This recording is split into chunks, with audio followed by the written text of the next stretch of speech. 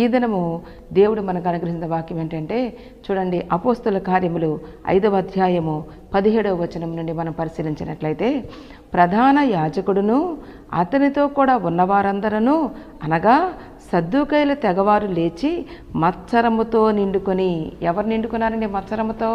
ప్రధాన యాజకులు నిండుకున్నారంట. అతనితో కూడా ఉన్నవారందరూ కూడా మత్సరముతో నిండుకొని ఉన్నారు. నిండుకొని ఏం చేస్తున్నారు? అపోస్తులను బలాత్కారముగా పట్టుకొని పట్టణపు చెరసాలలో ఉంచిరి. దేవునికి స్తోత్రం, హల్లెలూయా.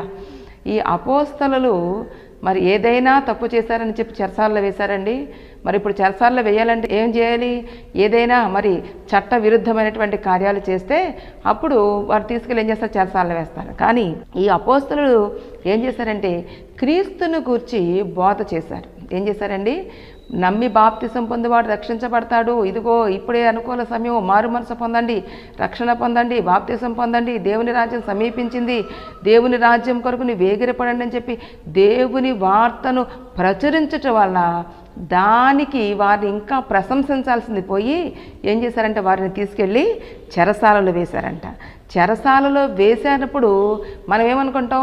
నేనేం తప్పు చేశాను దేవా, నేనేం చేశానయ్యా, నీకు చేయాల్సింది నేను చేస్తున్నాను, అయినా నాకు ఈ శిక్ష ఎందుకు వచ్చిందని మనం ఇంతగా వేదన పడతాం, కలత చెందుతాం. కానీ మనము క్రీస్తు నిమిత్తము హింస అనుభవించుట నాకు మేలు. ఎవరు చెప్పారు ఆ మాట? మోషే భక్తుడు చెప్పాడు.